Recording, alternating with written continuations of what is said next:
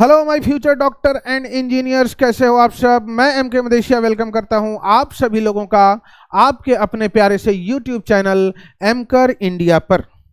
हम लोग स्टार्ट करने वाले हैं क्लास 11th फिजिक्स। और जो भी बच्चे क्लास 10th को कंप्लीट करके 11th में आए हुए हैं और वो चाहते हैं कि हम क्लास 11th के साथ साथ नीट का प्रिपरेशन करें, क्लास 11th के साथ साथ जेई का प्रिपरेशन करें, तो आप एकदम 100% सही जगह पर हो। हम लोग फिजिक्स की स्टडी करेंगे।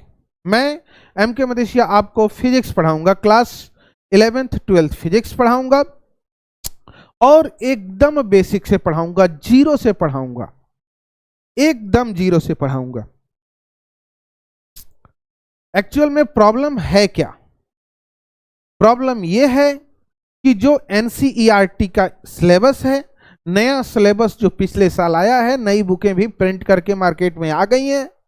आपने देखा होगा कि जो पुराने फिजिक्स के बुक हुआ करते थे, एनसीईआरटी को ही लेते हैं, वो थोड़े मोटे हुआ करते थे, आजकल थोड़े पतले में आ गए हैं।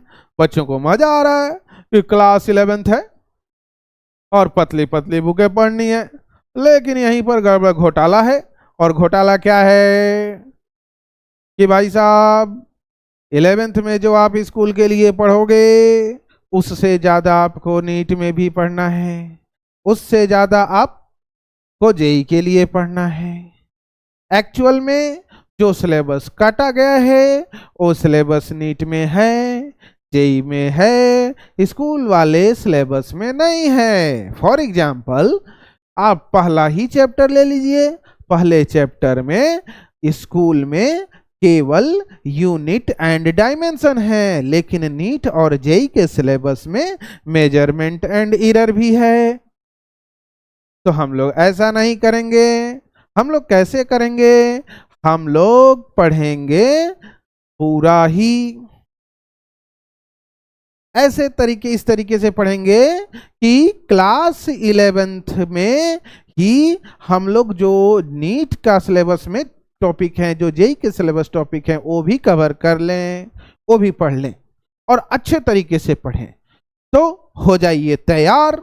जो भी बच्चे चाहते हैं क्लास 11th के साथ साथ नीट और जेई का प्रिपरेशन करना और फिजिक्स पढ़ना, तो आ जाइए यहाँ पर।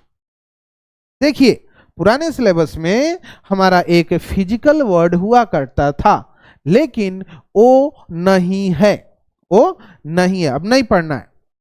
लेकिन फिजिकल वर्ड में कुछ ऐसी चीजें थी जिन्हें पढ़ना जरूरी है आगे के लिए, फिजिक्स सीखने के लिए, अच्छे से सीखने के लिए। यूनिट एंड मेजरमेंट हमारा सेकंड चैप्टर पहले वाली बुक में था, नई वाली बुक में यहीं से स्टार्ट है। यूनिट एंड मेजरमेंट आप एनसीईआरटी खोल करके सामने रख सकते हैं, देख सकते हैं, और उसमें केवल व केवल यूनिट एंड डायमेंशन है। क्या है? केवल व केवल यूनिट एंड डायमेंशन है। तो यूनिट एंड डायमेंशन हम लोग पढ़ेंगे पूरा, unit, dimension, measurement and error. Second chapter हमारा है motion in straight line. Motion in straight line में हम लोग पढ़ने वाले हैं distance, displacement, velocity, speed, acceleration और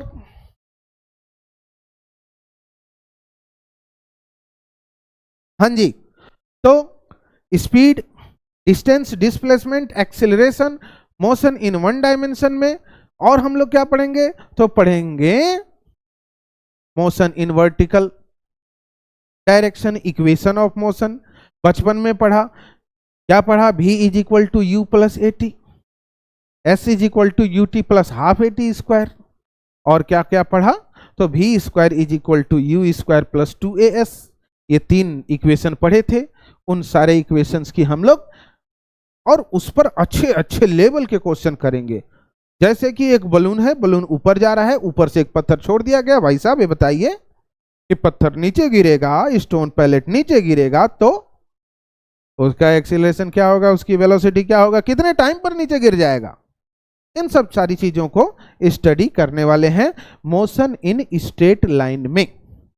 नेक्स्ट चैप्टर है हमारा motion in a plane. Motion in plane में बेसिकली 3 टॉपिक्स की स्टडी करेंगे। वेक्टर, जिसमें डॉट प्रोडक्ट क्रॉस प्रोडक्ट दोनों पढ़ेंगे, और प्रोजेक्टाइल मोशन, सर्कुलर मोशन। इसके बाद से सबसे इंपॉर्टेंट चैप्टर जो क्लास 11th का है, उसमें हम लोग देखेंगे motion, Newton laws of motion. ठीक है, इसके बाद से हम लोग देखने वाले हैं वर्क, एनर्जी एंड पावर। और जब ये हो जाएगा तो इसके बाद से हम लोग क्या देखेंगे, ग्रेविटेशन। जैसे ही ग्रेविटेशन आप पढ़ोगे, आपका बुक 1 हो गया कंप्लीट, और आपने ग्रेविटेशन तक इतनी फिजिक्स सीख ली कि इन्हीं फिजिक्स का यूज करके आप आगे की चीजों को पढ़ोगे। बस यहीं तक मेन फिजिक्स है। इसके बाद से बुक 2 स्टार्ट होता है, और बुक 2 में टोटल 7 चैप्टर हैं। और वो 7 चैप्टर कौन कौन से हैं?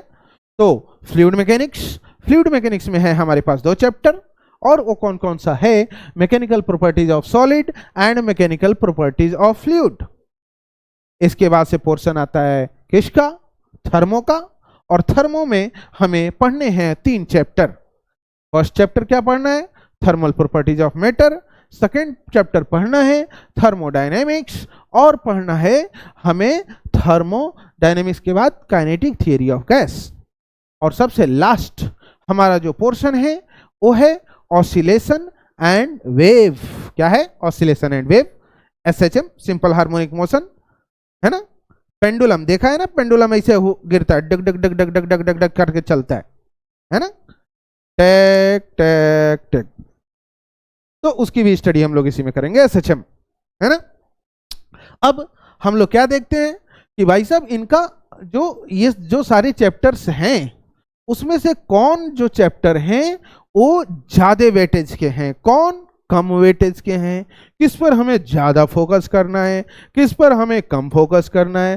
तो मेरे प्यारे बच्चों, तो नीट के प्रोस्पेक्टिव से देखा जाए तो हाई वेटेज वाला जो चैप्टर है वो कौन कौन सा है? तो हाई वेटेज, जिससे कि ज्यादा नंबर ऑफ क्वेश्चन आते हैं एग्जाम में नीट के, वो है laws of motion, work energy and power, system of particle and rigid body rotation, है ना, जो ग्रेविटेशन से ऊपर वाला जो चैप्टर था वो।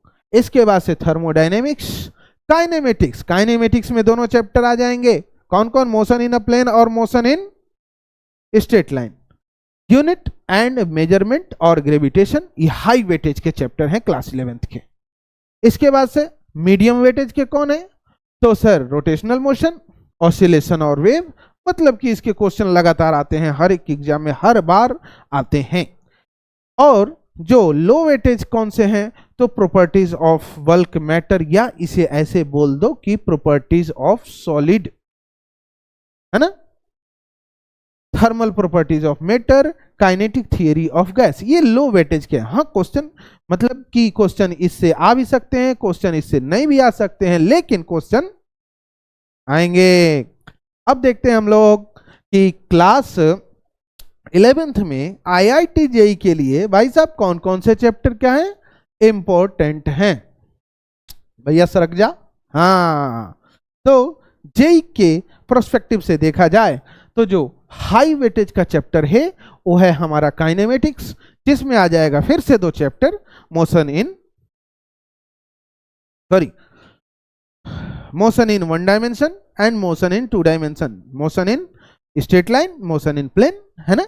इसके बाद से हमारा हो जाएगा laws of motion, work energy and power, system of particle and rotational motion, जो ग्रेविटेशन से ऊपर वाला, जो thermodynamics, kinetic theory of gas. तो यहां पर ध्यान रखने वाली बात है, जो बच्चे नीट को प्रिपेयर कर रहे हैं, नीट के लिए पढ़ रहे हैं, उनके लिए थर्मोडायनेमिक्स थोड़ा सा कम वेटेज का है, लेकिन थर्मोडायनेमिक्स और thermal properties of matter, thermo के जो 2 चैप्टर हैं पिछले वाले, वो ज्यादा इंपॉर्टेंट है। लेकिन जो बच्चे जेई के लिए कर रहे हैं उनके लिए kinetic theory of gas, thermodynamics ज्यादा इंपॉर्टेंट का है, और थर्मल प्रॉपर्टीज ऑफ मैटर थोड़ा सा कम, है ना। मतलब कि 50-50 चांसेस हैं, क्योंकि 25 क्वेश्चन ही बनते हैं, है ना, पूरा 25 क्वेश्चन ही बनते हैं क्लास 11-12 से, और उन 25 क्वेश्चनों में से जो 11 से बनते हैं वो 11-12 क्वेश्चन बनते हैं।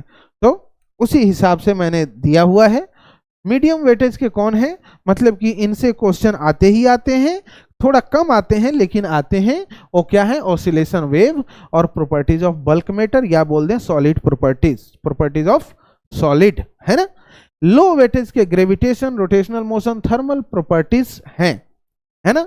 तो आपको इतना आइडिया लग गया होगा कि हमें क्लास 11th में एक्चुअल में पढ़ना क्या है, कैसे पढ़ना है, कौन कौन से चैप्टर पर अच्छे तरीके से फोकस करना है और कौन कौन से चैप्टर्स पर कम फोकस करना है। ओके, ठीक है मेरे प्यारे बच्चों, मिलते हैं नए वीडियो में, तब तक के लिए धन्यवाद।